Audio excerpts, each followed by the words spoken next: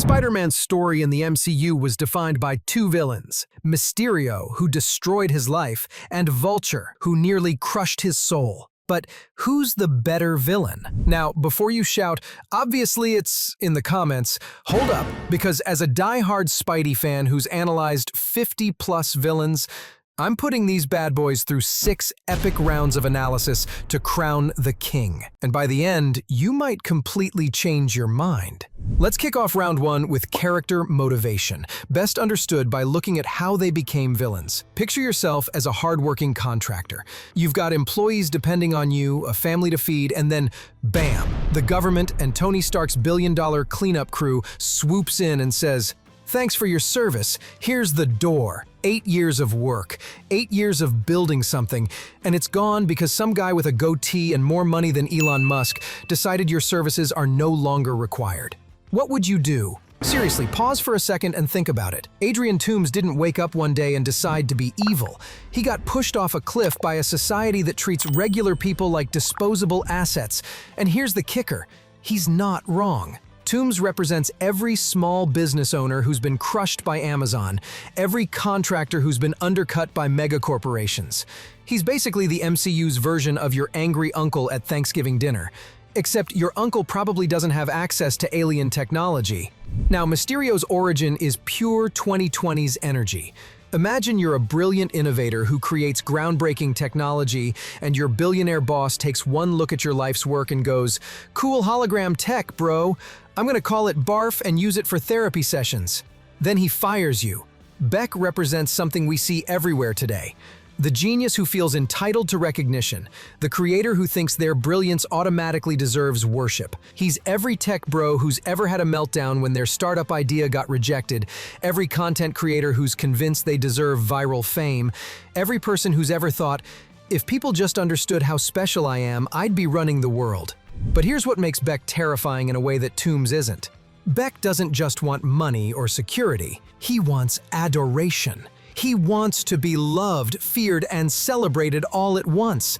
He's willing to create fake disasters, manipulate grieving teenagers, and literally tear apart reality itself just to be seen as the hero he believes he deserves to be. Look, both motivations are incredibly believable, but they hit different emotional registers. Toomes makes you think, God, that could be my dad. Beck makes you think, God, that could be me on my worst day. Toomes is driven by love for his family. Beck is driven by love for himself. And in a world where we're constantly bombarded with stories about economic inequality and the struggle of working-class people getting left behind, Toomes hits harder. His motivation isn't just believable, it's sympathetic. You can hate what he does while understanding exactly why he's doing it. Round 1 goes to Vulture. But wait, before we crown anyone just yet, let me throw you a curveball. Because having great motivations means nothing if the actor can't sell it. And oh boy, do we have some performances to talk about. That car ride scene in Homecoming wasn't just great acting, it was a psychological horror movie compressed into 3 minutes.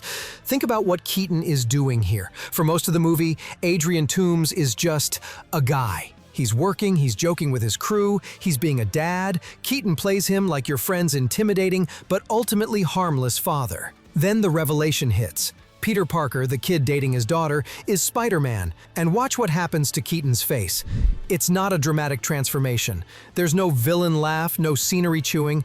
Instead, it's like watching a predator realize it's been sitting next to its prey this whole time. The smile gets a little tighter, the voice gets a little quieter, the eyes get a little colder. I'll kill you and everybody you love. He delivers this like he's commenting on the weather. Keaton makes you believe this man has mentally walked through eliminating Peter and everyone he cares about. It's not a threat, it's a fact delivered with casual confidence. But then there's Gyllenhaal, pulling off what might be the most difficult villain performance in the MCU. He has to play 2 completely different characters. First, there's Mysterio, the hero. Gyllenhaal doesn't just play him as good, he makes him genuinely likable, warm, experienced, a little world-weary, but still hopeful. He's the cool older brother Peter never had, the mentor figure he desperately needs after losing Tony. Gyllenhaal is so convincing in this role that when you rewatch the movie, knowing he's the villain, you can still see why Peter fell for it. Then there's the reveal, and Gyllenhaal transforms into a completely different creature. Gone is the noble warrior. In his place is a preening, narcissistic theater kid who's finally gotten the starring role he always believed he deserved. Watch his face when he's explaining his plan to his crew. He's not just evil, he's delighted by his own cleverness. He's practically glowing with self-satisfaction. The genius of Gyllenhaal's performance is that both versions feel real. The fake hero isn't just a mask, it's who Beck wishes he could be. The verdict?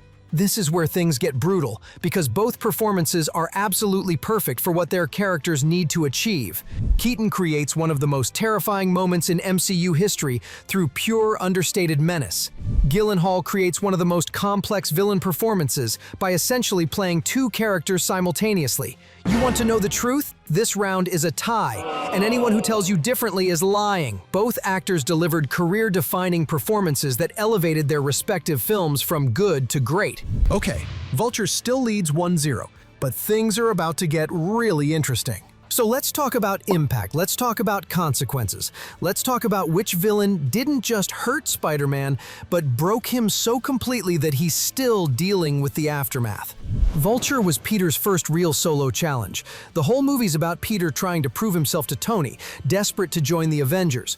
Toomes forces him to learn that being a hero isn't about the fanciest tech, it's making the right choice when nobody's watching. The ferry scene is crucial here. Peter's showboating and inexperience led to a disaster that could have killed hundreds of people. Tony took away his suit, essentially grounding him like the teenager he is. But when Peter faces Vulture in the final battle, he does it with just his homemade suit and his wits. No AI assistant, no Stark tech, just Peter Parker being Spider-Man because it's the right thing to do. Toomes even gets a final moment of complexity when he protects Peter's identity in prison. It's not forgiveness, and it's not friendship. It's a grudging respect between two people who understood each other. But then there's Mysterio, and honestly, what he does to Peter Parker is so brutal, so complete, that it makes Vulture's challenge look like a warm-up exercise. First, he preys on Peter's grief after Tony's death, becoming the mentor Peter desperately needs. Then he reveals it's all manipulation and frames Spider-Man for his own murder while revealing Peter's secret identity to the world. But the real genius of Mysterio's plan isn't the manipulation. It's the endgame. Mysterio does all of this after he's already dead. He wins the ultimate victory from beyond the grave. Vulture's impact on Peter was significant, but it was contained to one movie. He taught Peter an important lesson about responsibility and heroism, but Peter's world remained fundamentally the same. Mysterio's impact? It literally reshaped the entire Spider-Man franchise. His actions were the direct catalyst for everything that happens in No Way Home. Without Mysterio revealing Peter's identity, there's no desperate spell casting with Doctor Strange, no multiversal chaos, no Andrew Garfield and Tobey Maguire showing up, no final sacrifice where Peter gave up everything that mattered to him to save the multiverse. Round 3 goes to Mysterio, and it's not even close. All right, we're tied at 1-1, and Mysterio seems to be gaining momentum. But don't count Vulture out just yet, because we haven't talked about that thing that makes a villain truly terrifying in the moment: their actual threat level. Let's talk about who's more dangerous. Toomes is scary in a grounded, real way. Military-grade alien tech, years of experience, zero hesitation about killing teenagers. But his threat is primarily personal and localized. The real fear comes from how personal he makes it. Once he learns Peter's identity, he knows where Peter lives, who he loves, exactly how to hurt him. It's the threat of the dangerous neighbor, a very human fear. But Mysterio? Mysterio is operating on an entirely different level of dangerous. He controls Edith, a global weapons network that could destabilize nations. But his real weapon is psychological warfare. He attacks your perception of reality itself. That Berlin sequence where Peter's trapped in illusions? He couldn't trust his senses while invisible drones try to kill him. But the scariest thing about Mysterio isn't his technology or his illusions. It's his ability to control information. In our current era of deepfakes, social media manipulation, and alternative facts, a villain who can convincingly fabricate reality and broadcast it to the world is genuinely terrifying. He's not just threatening people's lives, he's threatening the concept of truth itself. Vulture represents a very traditional kind of threat, the dangerous individual with advanced technology and personal motivation. It's scary, but it's comprehensible. You can fight a guy in a flying suit. Mysterio represents something far more insidious and modern.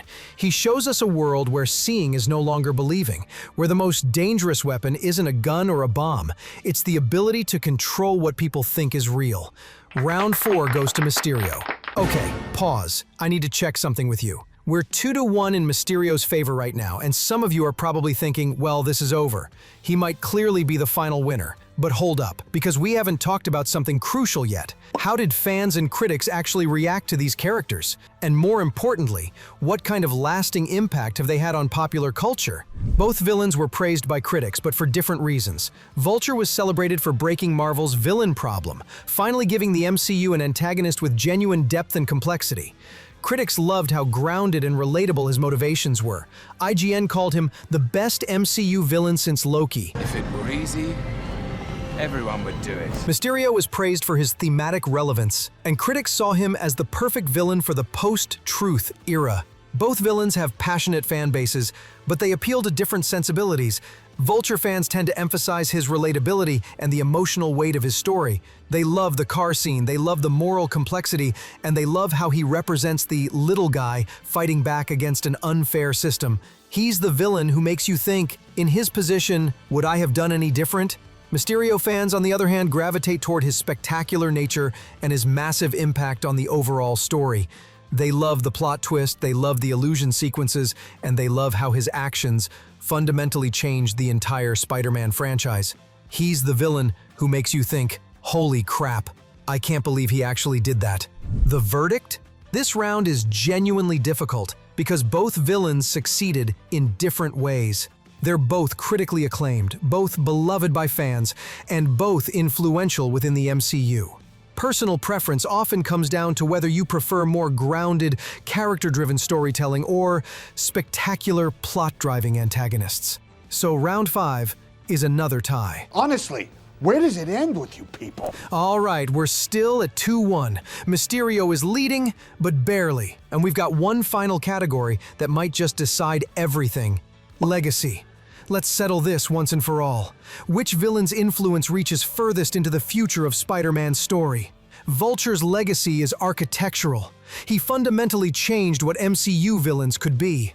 No world-ending stakes needed. Compelling antagonists could have genuine grievances. His influence appears in later villains like Killmonger. He proved street-level personal stories could be as compelling as galaxy-spanning adventures. He also has future potential. That Morbius post-credits scene, yes, that terrible movie, suggests Sony sees value in the character for a potential Sinister Six. His decision to protect Peter's identity leaves narrative threads for future films. But then there's Mysterio's legacy, and it's honestly breathtaking in its scope and impact. Let's trace the chain of causation here. Mysterio reveals Peter's identity. This forces Peter to seek help from Doctor Strange. The spell goes wrong, bringing in villains from other universes. Peter has to fight not just his own demons, but literal demons from other Spider-Man films. In the end, to save reality itself, Peter makes the ultimate sacrifice. He gives up his relationships with everyone he loves. Without Mysterio, there is no way home. Without Mysterio, Peter doesn't make the most heartbreaking sacrifice in MCU history. Without Mysterio, we don't get 3 generations of Spider-Man actors sharing the screen, but it goes deeper than that. His themes, manipulation of truth, weaponized media, have only become more relevant. He predicted our current moment where deepfakes can destabilize democracies. Vulture influenced how Marvel tells stories. Mysterio changed the course of Spider-Man's entire life. Vulture created a template for better villains. Mysterio created the emotional core of the most successful Spider-Man film ever made. Vulture's legacy is about the craft of storytelling. Mysterio's legacy is woven into the very fabric of Peter Parker's character development. Round 6 goes to Mysterio, and honestly, it's not even close. So we've reached the end, and the scoreboard reads, Mysterio wins 3-1. But before you start celebrating or complaining in the comments, let me tell you why this result is both completely right and totally wrong at the same time. Mysterio wins this comparison, but not because he's necessarily a better villain in every sense. He wins because he's the more effective villain, the one who fundamentally altered the trajectory of his hero's story in ways that are still rippling through the franchise years later. But here's the thing that makes this comparison so fascinating. They're both perfect villains for exactly what their stories needed to accomplish. Vulture was the ideal villain for a young Peter Parker learning to be a hero. He represented a grounded, personal challenge that forced Peter to grow beyond his dependence on Tony Stark and high-tech solutions. He was the father figure who taught Peter about responsibility through opposition rather than mentorship. He was relatable, sympathetic, and human in ways that made Peter's victory feel earned rather than inevitable.